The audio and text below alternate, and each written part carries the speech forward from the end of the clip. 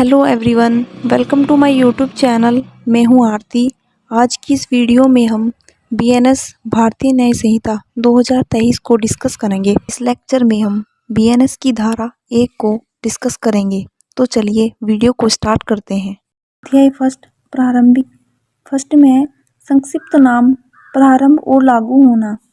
इस अधिनियम का संक्षिप्त नाम भारतीय न्याय संहिता 2023 है। सेकंड में दिया गया है प्रवृत्त होना, जो केंद्रीय सरकार राजपत्र में अधिसूचना द्वारा नियत करे और इस संहिता के भिन्न भिन्न उपबंधों के लिए भिन्न भिन्न तारीखें नियत की जा सकेंगी।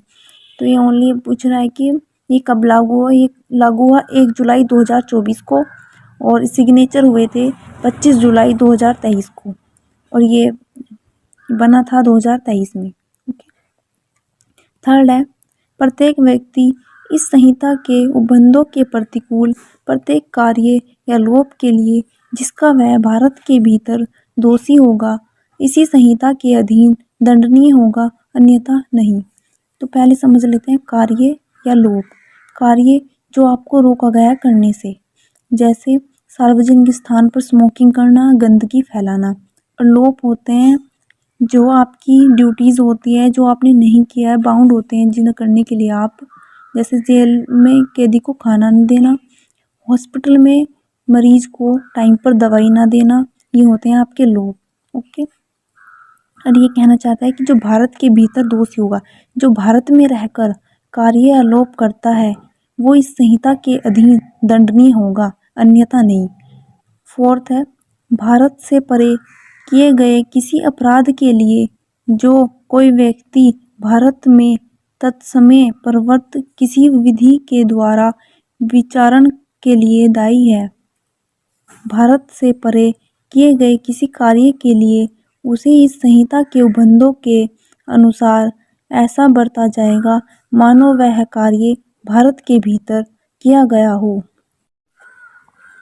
4 में है कि यदि कोई व्यक्ति अदर कंट्रीज में जाकर क्या करता है, कोई अपराध करता है और उस पर विधि लागू होती है, यानी कि बीएनएस उस पर लागू होती है, तो ये समझा जाएगा कि जो उसने बाहर जाके अदर कंट्री में अपराध किया है वो भारत के भीतर किया गया है, ये माना जाएगा और वो दंडित भी।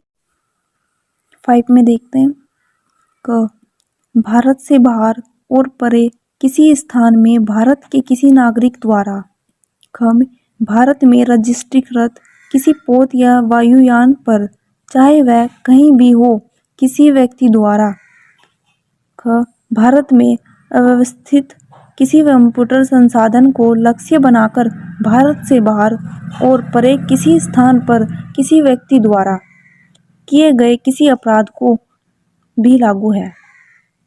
इसमें ये कहना चाहता है कि भारत का कोई व्यक्ति जो भारत का नागरिक है, भारत से बाहर जाकर पोत या वायुयान या कंप्यूटर संसाधन जो भारत में रजिस्ट्रीकृत है उसको लक्ष्य बनाकर भारत से बाहर कोई अपराध करता है, तब भी ये भारतीय न्याय संहिता 2023 उस पर लागू होगी।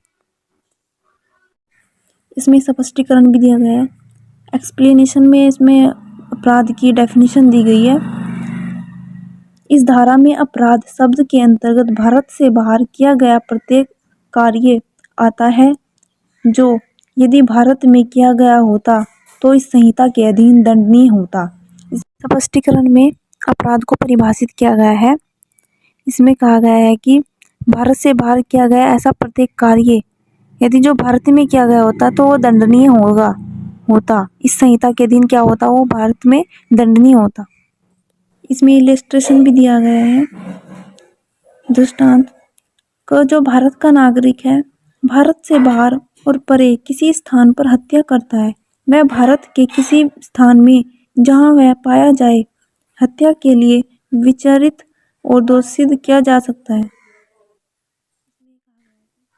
इसमें कहा गया है कि कोई व्यक्ति जो भारत का नागरिक है, भारत से बाहर अदर कंट्रीज में क्या कर देता है, हत्या कर देता है और वापस वो भारत में आ जाता है, तो भारत के किसी भी स्थान पर जहाँ वो पाया जाता है हत्या के लिए उसे दंडित किया जा सकता है, विचारित और दोषित किया जा सकता है।